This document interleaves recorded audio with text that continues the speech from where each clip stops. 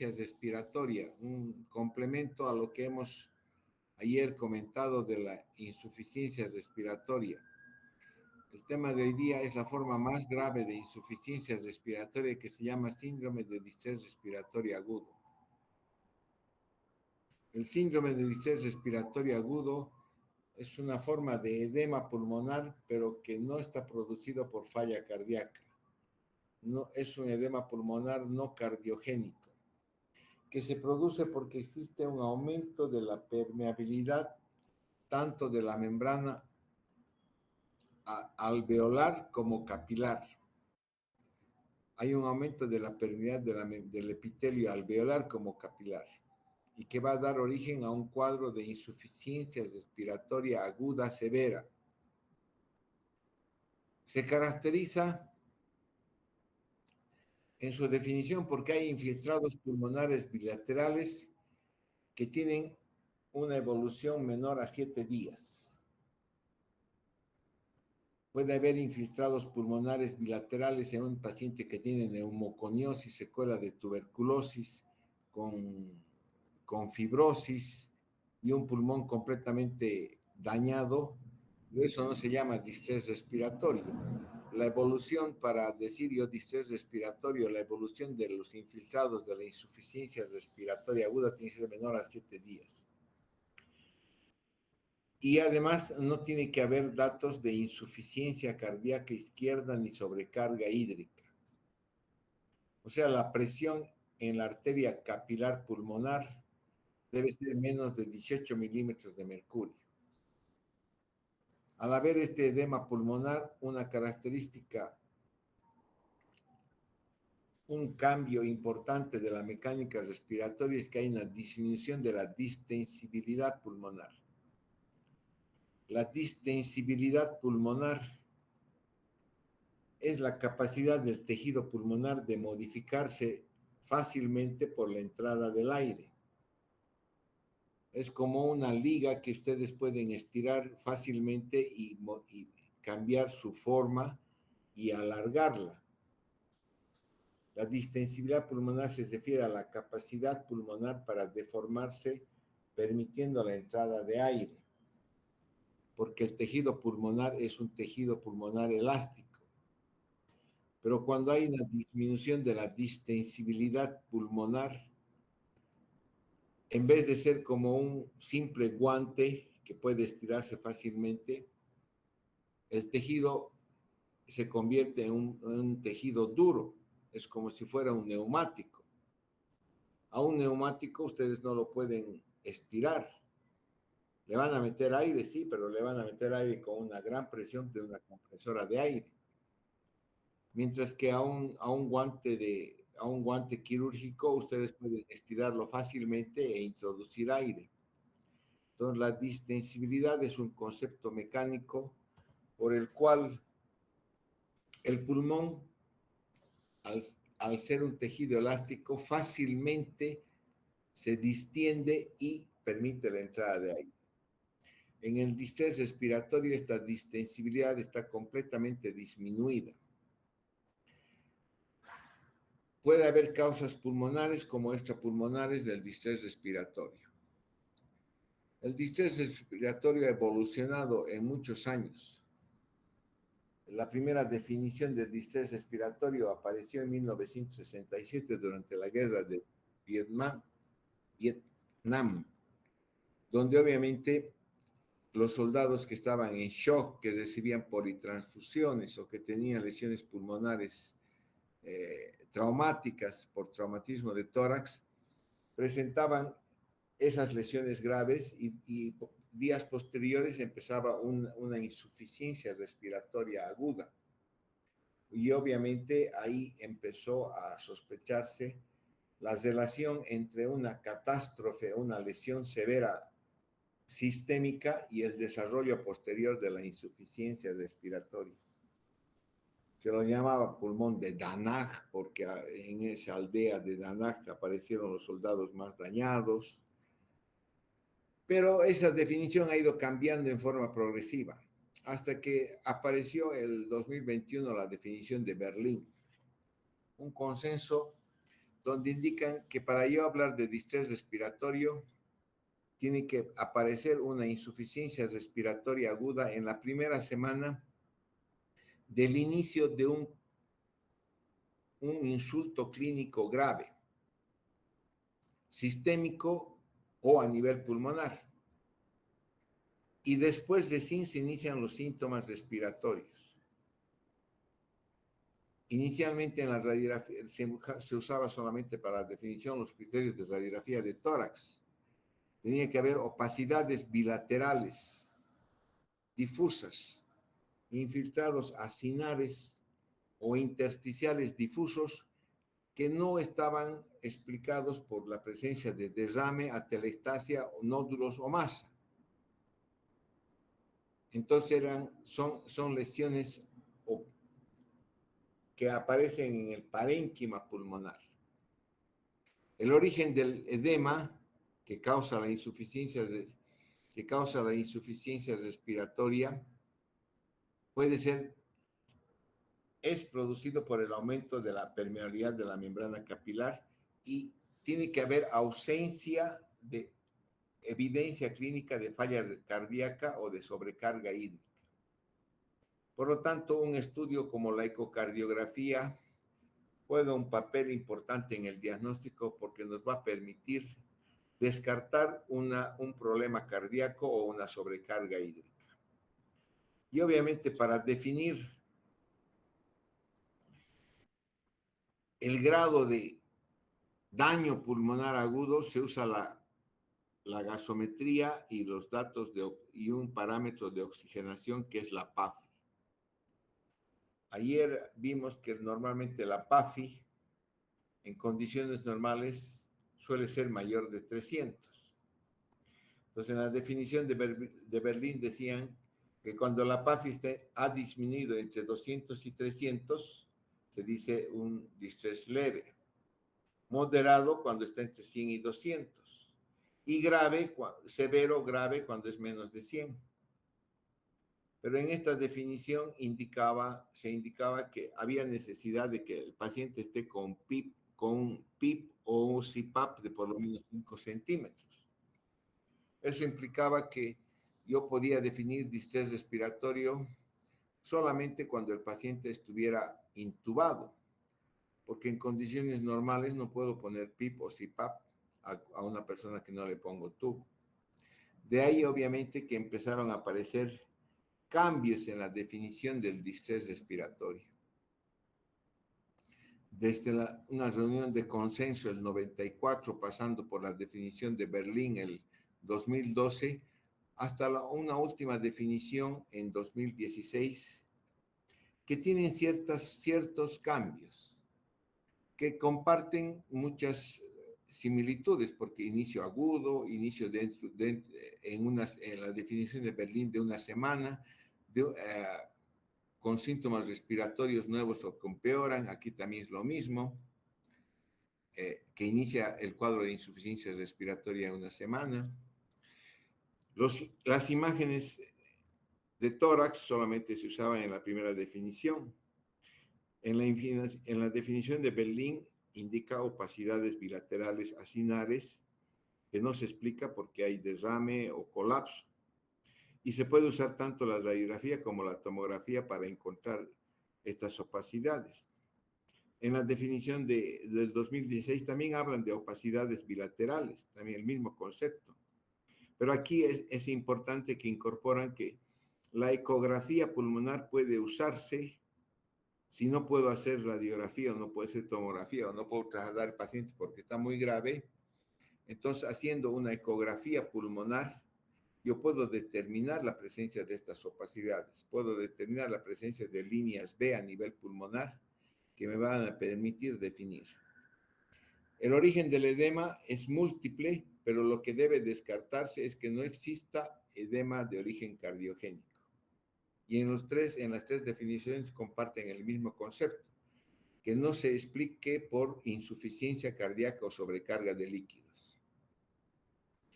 Y la clasificación del distrés respiratorio, obviamente siempre se usa el grado de deterioro de la oxigenación que tenga el paciente. Antes se clasificaba en lesión pulmonar aguda o distrés respiratorio. El distrés respiratorio se indicaba cuando la PAFI era menos de 200. Después vino la definición de Berlín, que ya hemos comentado, que es leve cuando la PAFI está menos de 200 a 300, moderado de 100 a 200 y grave menor de 100.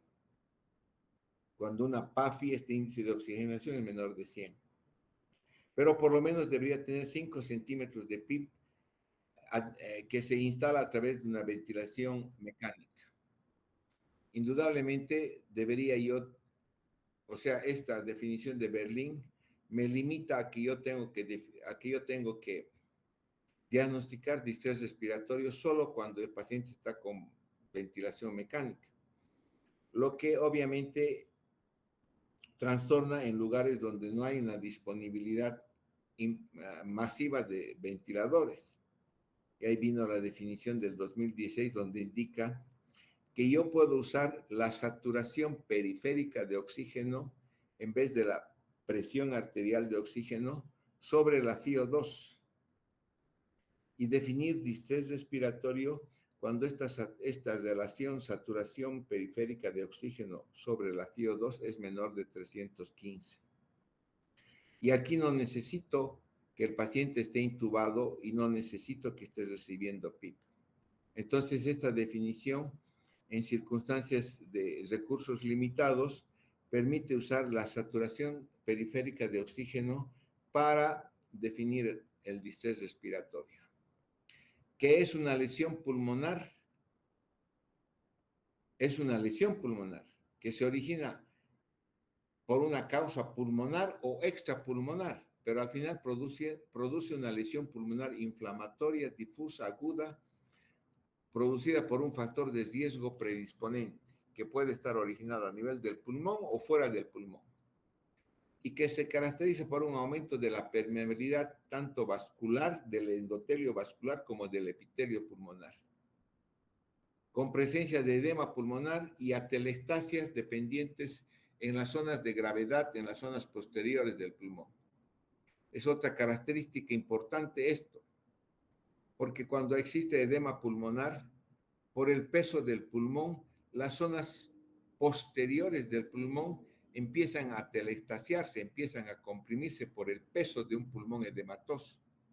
Y esta es una explicación, esta es una razón por la cual uno de los tratamientos del distrés respiratorio es poner al paciente en decúbito prono, que respire en decúbito prono, porque si lo mantenemos todo el tiempo en la posición de decúbito supino a un paciente que tiene una patología pulmonar severa y con edema pulmonar, toda la parte posterior dependiente del pulmón se va a atelectasiar constantemente y nunca vamos a lograr salir de la insuficiencia respiratoria.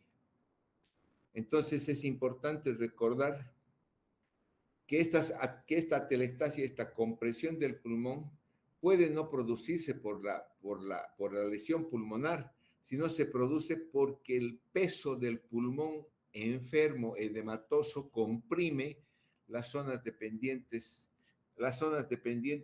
que están en la parte posterior del pulmón. Las características clínicas son hipoxemia arterial, opacidades radiológicas difusas, con aumento del shunt intrapulmonar, con aumento de unidades donde no hay ventilación, sí hay perfusión. Y otro concepto que se incorpora es un aumento del espacio muerto alveolar. O sea, cuando yo hago ventilación mecánica a un paciente que tiene distrés respiratorio, lo que trato de abrir es los alvéolos atelectasiados, llenos de líquido.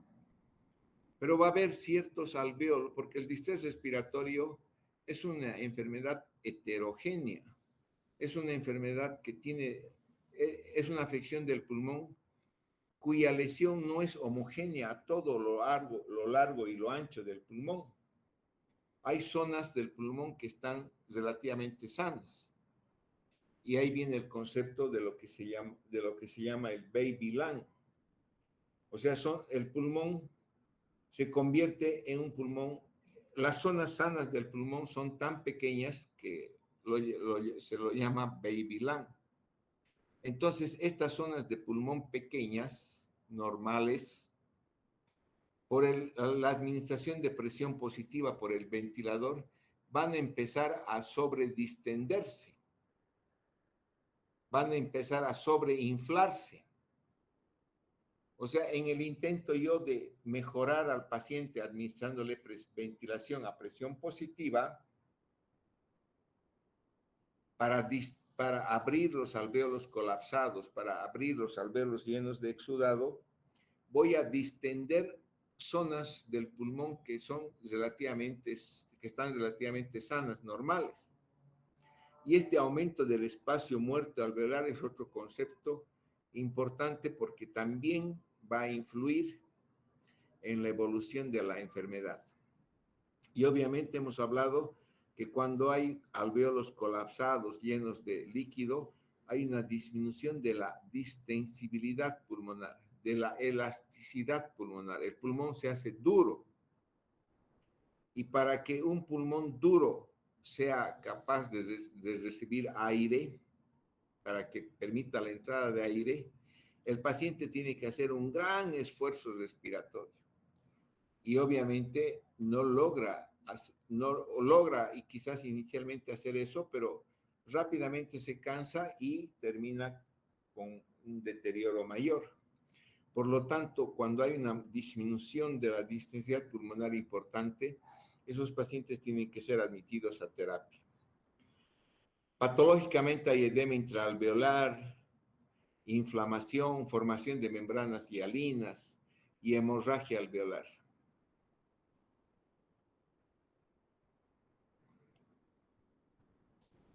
Entonces, nosotros debemos clasificar a los pacientes con distrés respiratorios, incluso los que no están intubados, porque el distrés respiratorio en el paciente intubado más o menos sigue las mismas reglas de la clasificación de Berlín. Pero en los no intubados, aquí ingresa el otro criterio que puedo usar, que en los últimos años se ha incorporado, que es la relación saturación periférica de oxígeno sobre la FiO2. Puedo hacer la presión arterial de oxígeno, pero si, por ejemplo, ustedes no tienen un gasómetro en el lugar donde están trabajando, porque un gasómetro tampoco hay en todos los lugares, puede que no hagan gasometría. Entonces usen la saturación periférica de oxígeno. Siempre y cuando esa saturación esté menos de 97. Y si esa relación saturación periférica sobre FiO2 es menos de 315, yo puedo decir ese paciente está en distrés respiratorio. Cuando está intubado, obviamente la situación se hace más fácil. O uso la relación PAFI entre 200 y 300, leve, o la relación saturación periférica FiO2, cuyos valores son de 235 a 315. Y esta es la misma relación que se usa en aquellos pacientes, en aquellos lugares donde hay pacientes en lugares de países con recursos limitados. Solamente con la PAFI puedo definir un distrés respiratorio. Moderado cuando está el distrés respiratorio, o moderado cuando la PAFI está entre 100 y 200, o la saturación periférica FiO2 entre 148 y 235. Y grave cuando está menos de 100, o la SAPI menos de 148. ¿Por qué hago esta diferenciación? Obviamente, esta diferenciación se hace por la mortalidad, porque se ha demostrado que cuanto más grave el distrés respiratorio, la mortalidad es mayor. Pacientes que tienen distrés respiratorio severo tienen una mortalidad cercana al 50%, 45-50%. Entonces, por factores de pronóstico es que debo clasificar al distrés respiratorio. ¿Y cuáles son los factores de riesgo causantes o asociados al distrés respiratorio? Pueden ser problemas pulmonares o extrapulmonares. Los pulmonares van desde la infección respiratoria, una neumonía de cualquier caso, de cualquier causa, viral, bacteriana. El COVID ha producido distrés respiratorios a montones. La aspiración de contenido gástrico, inhalación de humos, un traumatismo pulmonar, la contusión pulmonar, un casi ahogamiento, la toxicidad por oxígeno también produce distrés respiratorio, sobre todo en los niños.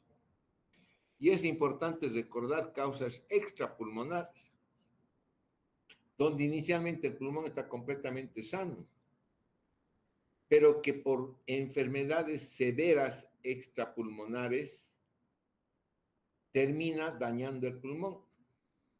Ustedes deben recordar que el pulmón es el único órgano que recibe todo el gasto cardíaco. En algún momento toda la sangre pasa por el pulmón.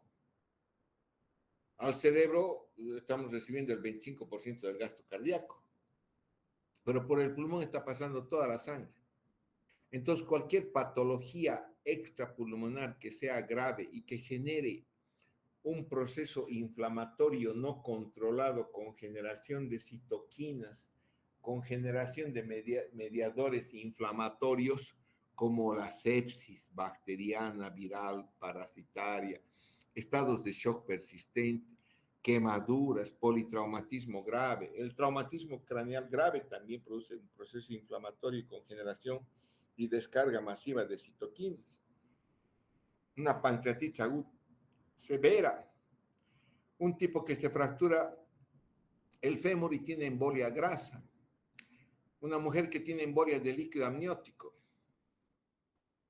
la exposición a grandes alturas, vamos a ver mañana el edema pulmonar de altura, el bypass quirúrgico, el bypass cardiovascular, el uso de la circulación extracorpórea. Entonces, en todas estas patologías extrapulmonares, el pulmón inicialmente está normal. Se produce esta patología y en los primeros 7 días el paciente empieza a desarrollar una insuficiencia respiratoria. Y obviamente ya en el criterio de distrés respiratorio. Entonces ustedes pueden ver aquí toda la multitud de causas que pueden producir distrés respiratorio.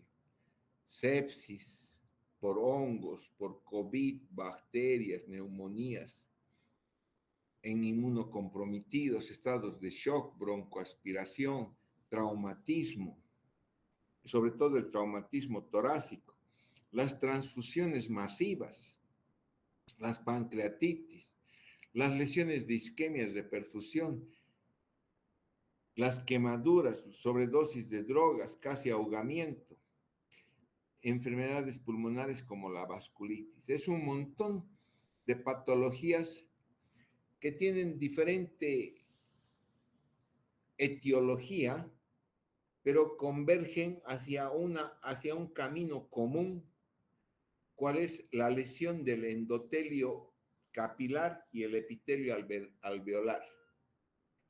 Este camino común de todas estas patologías van a conducir al distrés respiratorio, que se caracteriza porque existe una lesión alveolar difusa en diferentes fases. Empieza con una fase exudativa donde hay edema, exudación y formación de membranas hialinas a nivel del alveolo y en el espacio intersticial entre el alveolo y el capilar. Una fase proliferativa, esto habitualmente es en la primera semana.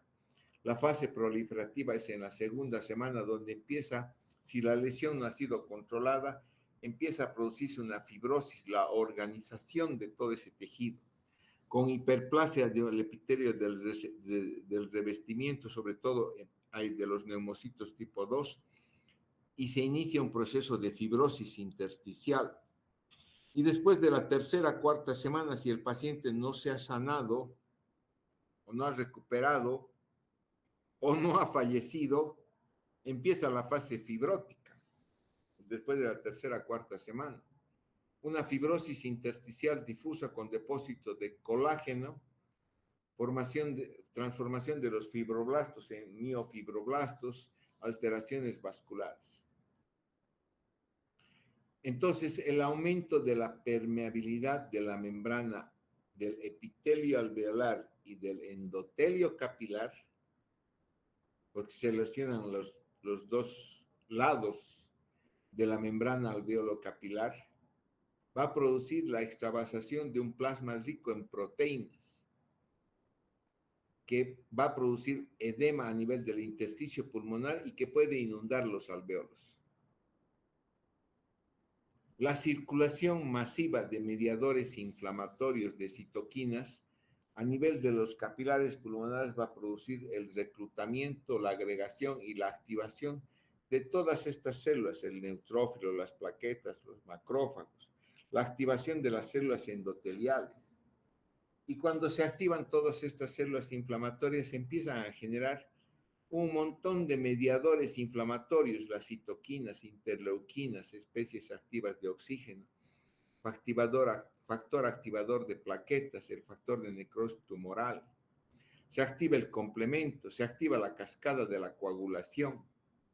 Y es un círculo vicioso donde hay mayor reclutamiento, mayor generación de citoquinas, mayor inflamación y obviamente no para, y eso es lo que produce la alta mortalidad.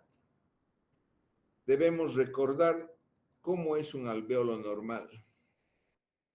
Un alveolo normal tiene en la parte distal el epitelio cilíndrico, que es del bronquiolo que está terminando en el alveolo, y el alveolo mismo tiene solamente dos tipos de células, los neumocitos tipo 1 y tipo 2. Estas son las células epiteliales tipo 1 y tipo 2.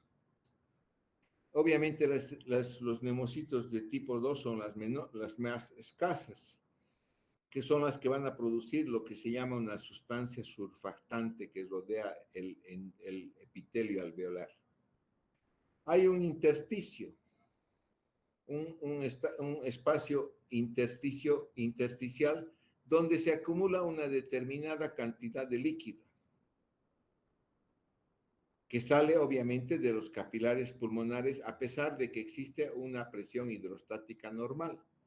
El epitelio capilar que va a tener sus células epiteliales, sus células endoteliales, no son epiteliales, son aquí se llaman endoteliales, y obviamente este endotelio estas células endoteliales están unidas, no hay espacio para que pasen las células sanguíneas hacia este intersticio, solamente pasa un poco de líquido, que es removido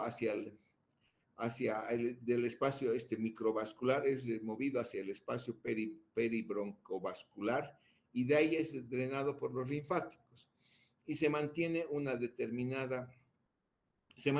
este espacio relativamente delgado para que exista un adecuado intercambio gaseoso entre el aire que hay en el alveolo y los glóbulos rojos que circulan por la sangre.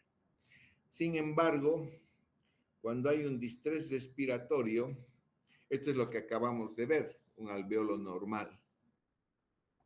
Un alveolo con algunos macrófagos en su interior, porque siempre debemos tener macrófagos. Una capa pequeña de surfactante. El surfactante es producido por los neumocitos tipo 2 y es lo que mantiene abierto el alveolo, porque si no, estos alveolos se colapsarían por el peso del tejido pulmonar alrededor. La sustancia surfactante permite que este alveolo esté estable, abierto. Obviamente el intersticio, hemos visto acá, el capilar con sus células endoteliales intactas. Cuando hay una lesión pulmonar que inicialmente origina en el pulmón, o hay una catástrofe, una lesión severa, un estado de shock, de sepsis, una pancreatitis aguda, quemaduras extensas, se va a producir una activación de toda la cascada inflamatoria que va a producir un daño del epitelio alveolar y del endotelio capilar. Primero se activan todas las células inflamatorias. Las células inflamatorias dentro del alveolo se van a activar los alveolos, los neutrófilos y van a empezar la producción de citoquinas pro y antiinflamatorias, factor de necrosis tumoral, interleuquinas, la interleuquina 8, 6, 10, activador de plaquetas, especies activas de oxígeno, los leucotrienos por activación del complemento, proteasas. Todo esto obviamente va a producir un daño del epitelio alveolar. Se va a producir una descamación de las células cilíndricas del bronquiolo terminal, se va a producir una necrosis apoptótica de todas las células epiteliales de tipo 1, se van a destruir. También se van a destruir estas células de tipo 2 y se va a formar, como aquí existe un edema alveolar rico en proteínas, se va a formar una membrana hialina que va a recubrir todo este epitelio alveolar, una membrana hialina, que obviamente va a dificultar el paso del oxígeno o del aire que entra a este alveolo hacia el capilar. Además que este alveolo ya está inundado por edema, es un edema rico en proteínas.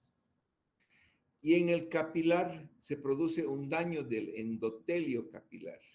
Las células endoteliales se destruyen y aumenta la permeabilidad de este endotelio.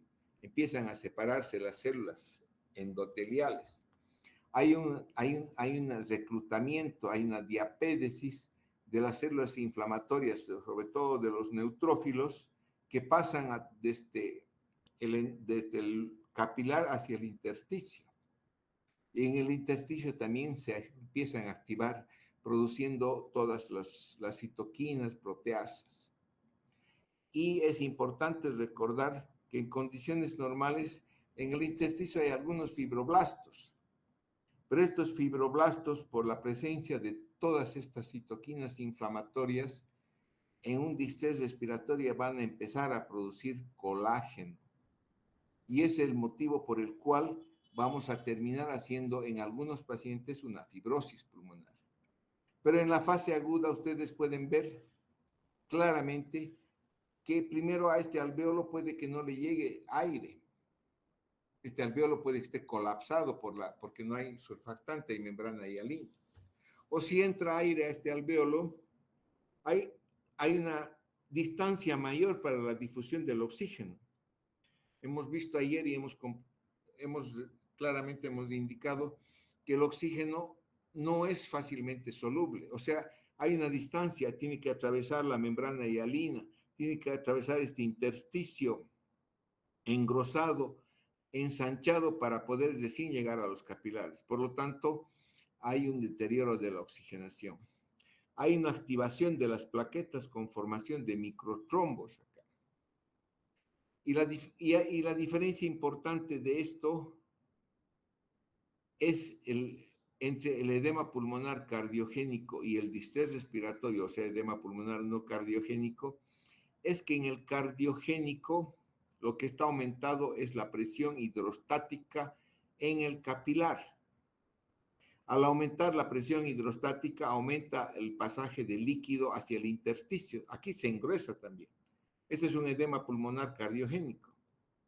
Puede inundar también el alveolo, pero es un edema que no tiene proteínas. Y además que todo el epitelio alveolar está preservado en sus células endoteliales tipo 1, tipo 2 y el surfactante. Pero indudablemente al existir agua aquí que sobrepasa la capacidad del drenaje linfático, entonces en el edema pulmonar cardiogénico también va a haber signos de insuficiencia respiratoria. Y la diferencia fundamental con el distrés respiratorio es que aquí la presión hidrostática está normal, no está aumentada. Y lo que está dañado es el epitelio alveolar y el endotelio capilar por la activación de las células inflamatorias y la generación de todo un proceso inflamatorio.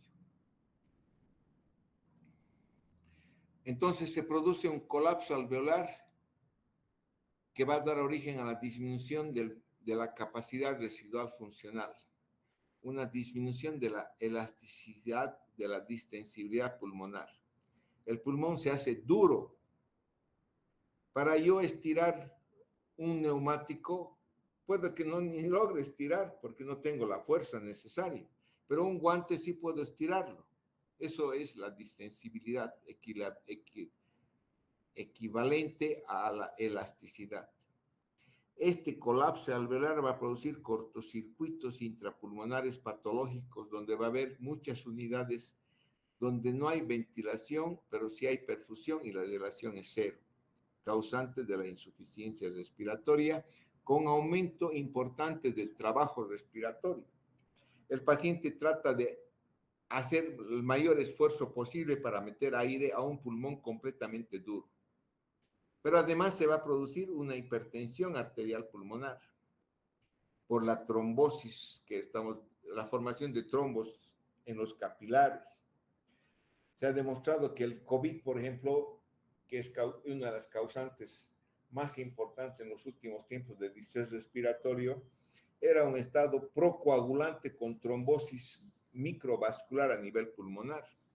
Por eso a esos pacientes de STEM, por ejemplo, había que darles anticoagulantes. Esta hipertensión arterial pulmonar va a producir disfunción del ventrículo derecho. Y obviamente el concepto del espacio muerto. El espacio muerto aumenta en el distrés respiratorio.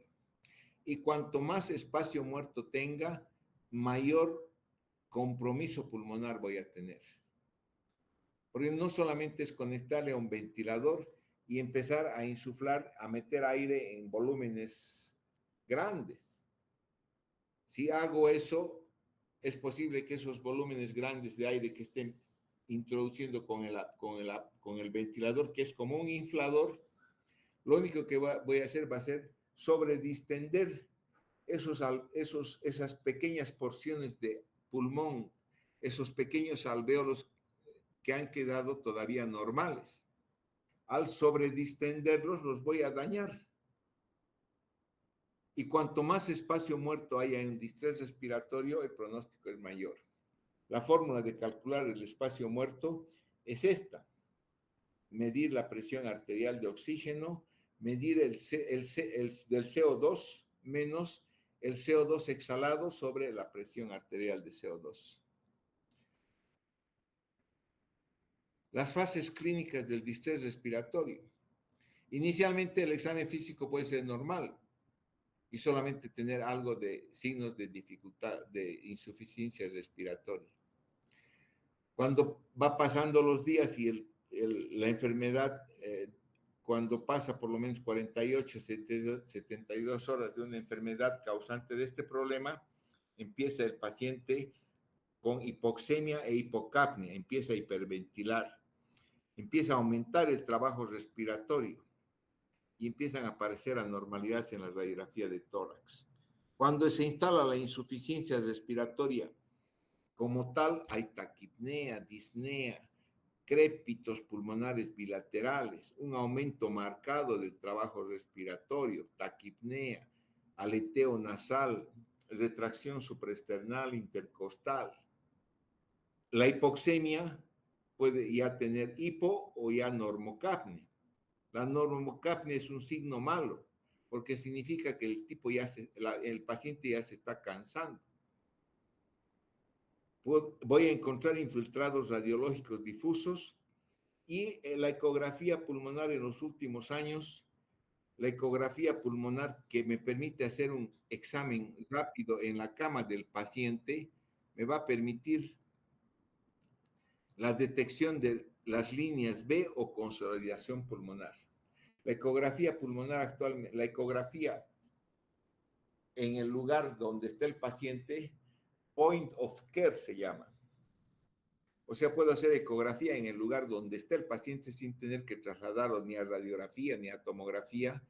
Me permite diagnosticar incluso un distrés respiratorio. Puedo hacer una ecocardiografía para descartar una insuficiencia cardíaca. Y cuando está ya en la fase consolidada el distrés respiratorio, la hipoxemia es refractaria ya a la administración de oxígeno por sistemas abiertos y empieza a aparecer la acidosis, una acidosis mixta que es respiratoria porque el CO2 sube y metabólica porque la hipoxemia conduce a un metabolismo anaerobio. El aumento del trabajo respiratorio es importante. Si ustedes ven a un paciente con aleteo nasal, retracción intercostal, supraclavicular intercostal, una taquipnea mayor de 35, taquicárdico, con sudoración, con crépitos bilaterales, tienen que actuar rápidamente porque ese paciente está ya con un distrés respiratorio severo y va a llegar a ser incluso un paro cardíaco. Y obviamente voy a buscar la clínica de la enfermedad que desencadena. Si es una pancreatitis aguda, entonces tengo que saber que va a haber distensión abdominal, dolor abdominal, quizás un síndrome de compartimental abdominal. Puedo pedir una radiografía de tórax, pero la ecografía pulmonar es importante, detectando las líneas B de Kerley a nivel pulmonar o áreas de consolidación pulmonar. Un estudio fácil de hacer, pero que requiere de entrenamiento. En la radiografía de tórax, como en la tomografía pulmonar, voy a buscar infiltrados intersticiales, alveolares, acinares o de consolidación que son difusas y de presentación bilateral. Una radiografía de tórax donde hay infiltrado difuso, acinar, intersticial en ambos campos pulmonares. De etiología viral, bacteriana. Aquí hay consolidación en ambos campos pulmonares, con zonas pequeñas que son áreas pulmonares todavía preservadas. Estas son las zonas que se llaman las zonas de Baby Lung, donde si yo este paciente lo ventilo con presiones, con volúmenes altos, pues, con la intención de expandir estos alvéolos en estas zonas enfermas, voy a sobredistender, voy a sobreinflar estas zonas normales.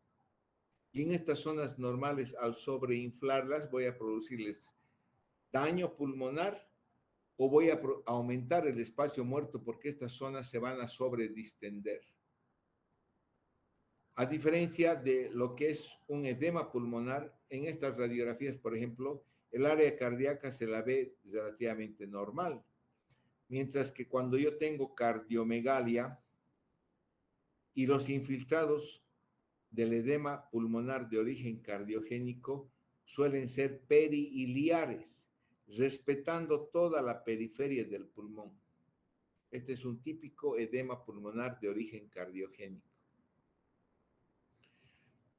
Y este es el distrés respiratorio, que en una tomografía me muestra que todo el parénquima pulmonar está consolidado con pequeñas áreas normales que son áreas pulmonares normales, el Baby Lung. Lo mismo aquí. Obviamente aquí aparece estar en una fase más avanzada porque este infiltrado, aquí ya se ve que parecería ya que está yendo hacia la fibrosis pulmonar porque se está organizando, se está haciendo más blanco, más organizado. Y obviamente la típica radiografía o tomografía de un paciente con COVID, donde el infiltrado es un infiltrado en vidrio esmerilado, no es una consolidación. Y existen zonas pulmonares normales, pero hay un infiltrado en vidrio esmerilado, despulido el pulmón, con estas pequeñas zonas normales. A predominio sobre todo de las partes posteriores. De ahí que estos pacientes con COVID podían mejorar su oxigenación cuando se les ponía en decúbito prono.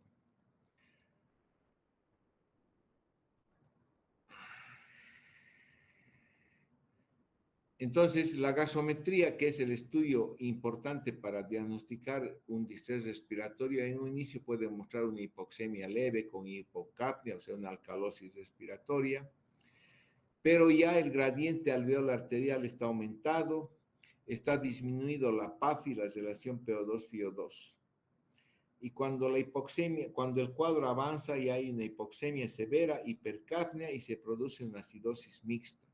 Esta situación es grave, es una situación que les va a indicar que ese paciente se puede morir.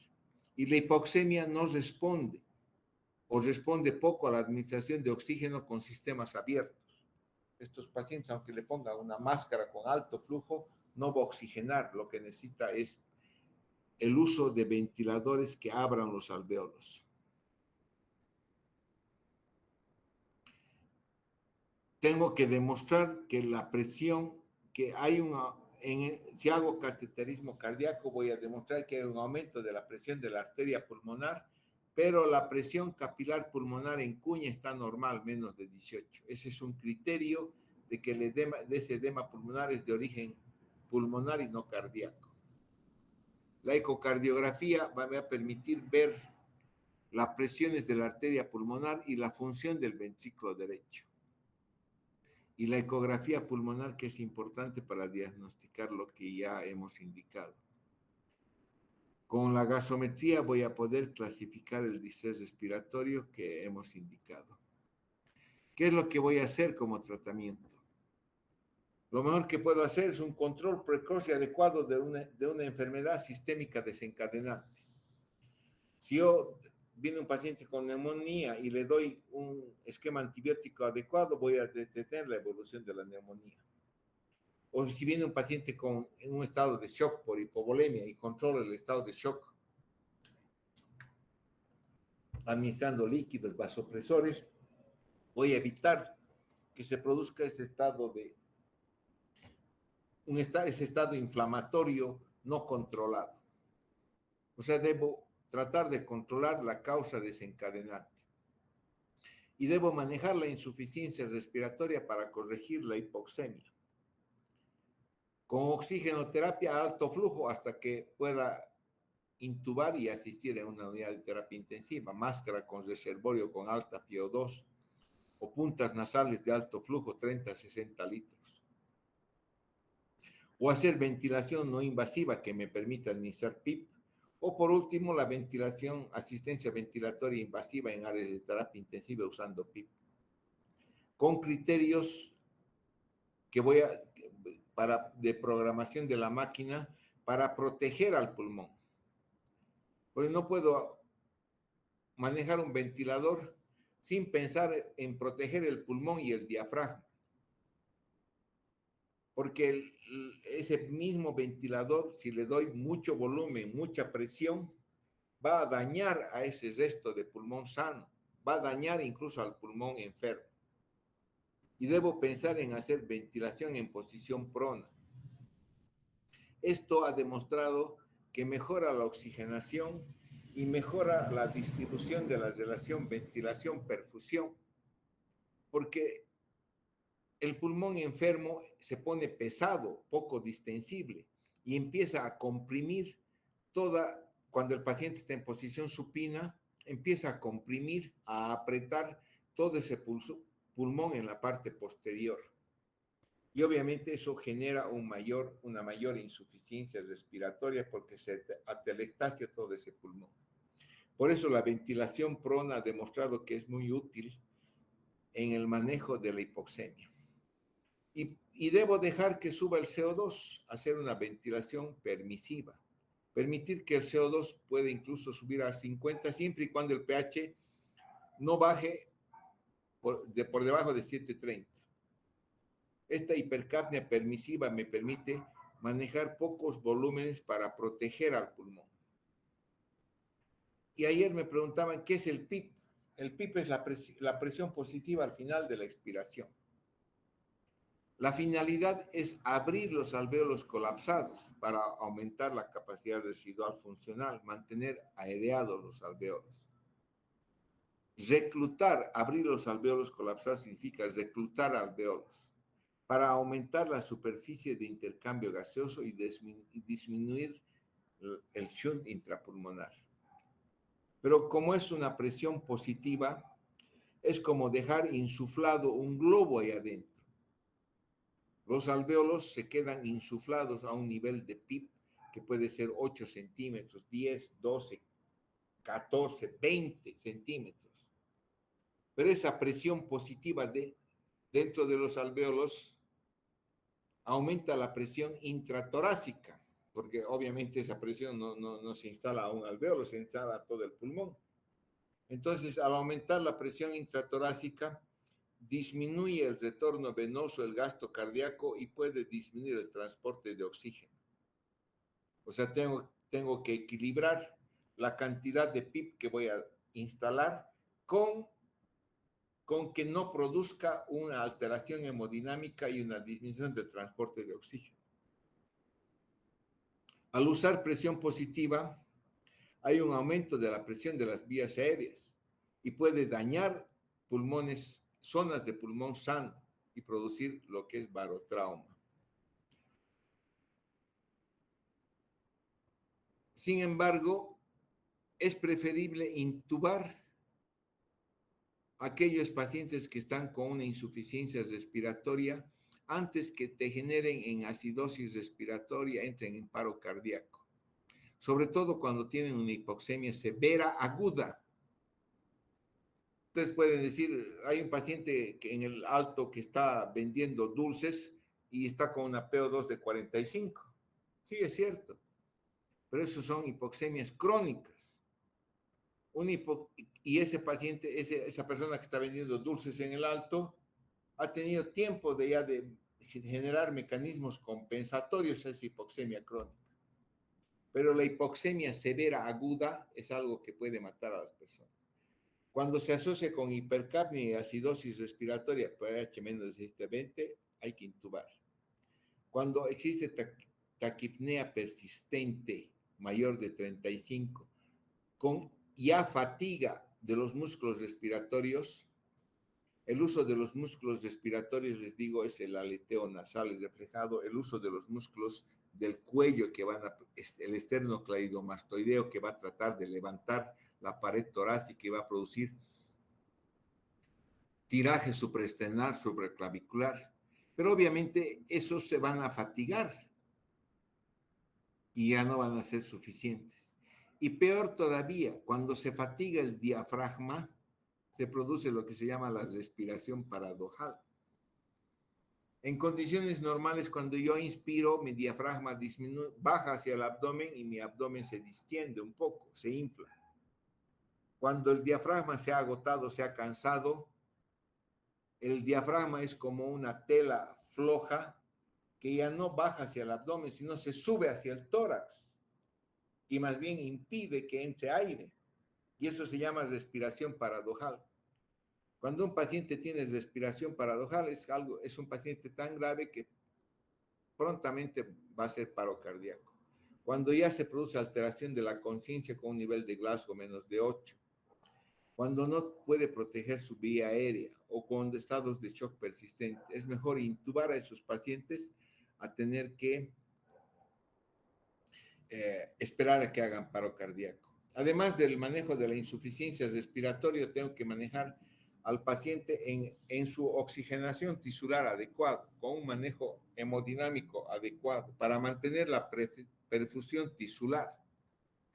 Porque si yo dejo que los tejidos del cuerpo sigan con hipoperfusión tisular, el circuito se va a cerrar porque todos esos tejidos con hipoperfusión van a generar mecanismos inflamatorios y generación de citoquinas.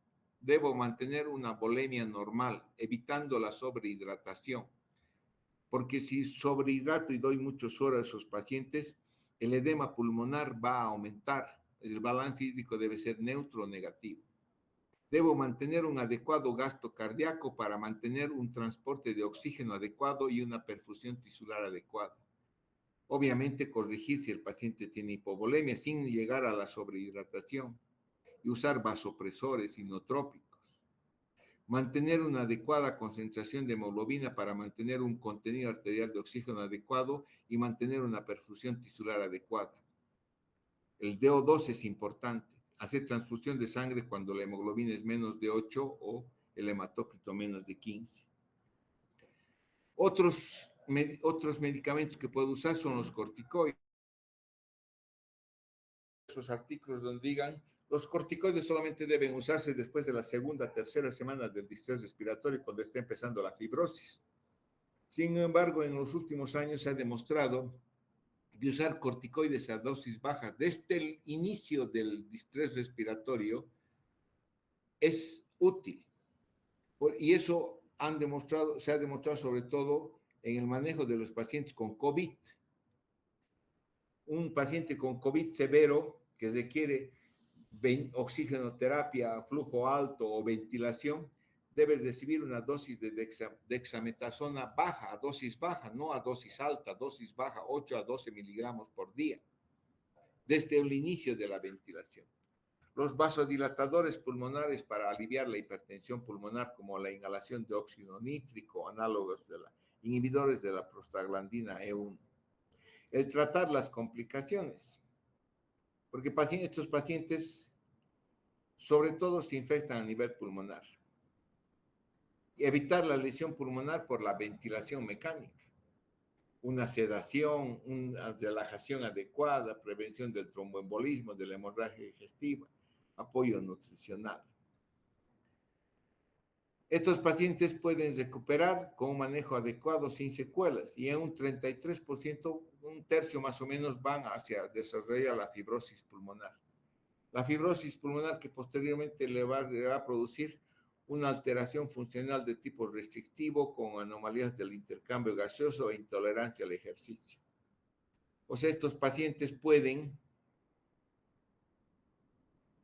agarrar y este lado de este alveolo, este ejemplo, por ejemplo, se está reabsorbiendo todo el edema, se está regenerando las células epiteliales, hay una proliferación de las células de tipo 2, está normalizando este pulmón. Este paciente es posible que recupere normalmente, hay reabsorción de todo el líquido alveolar y de todas las proteínas.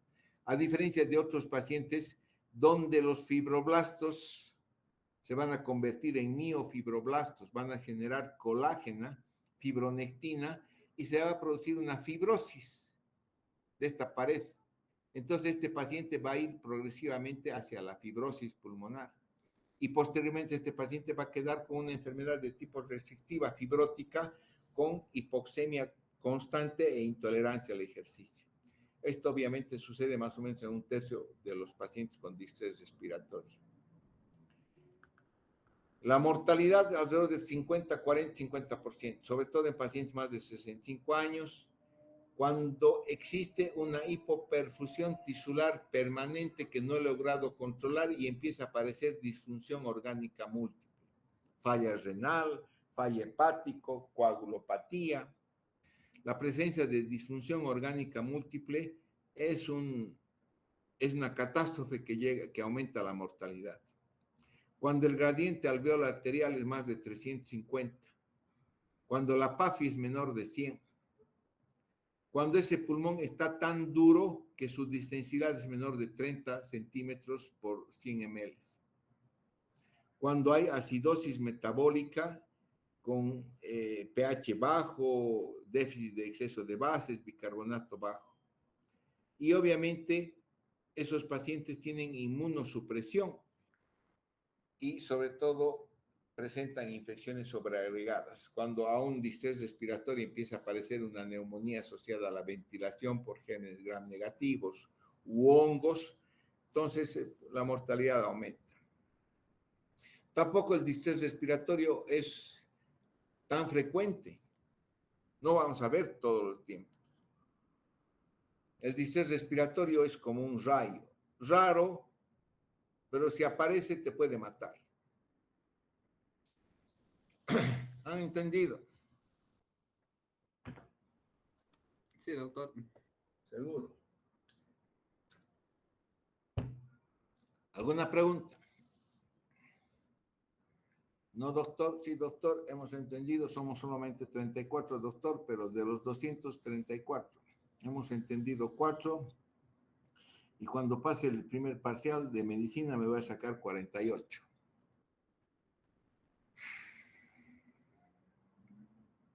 Nos vemos mañana.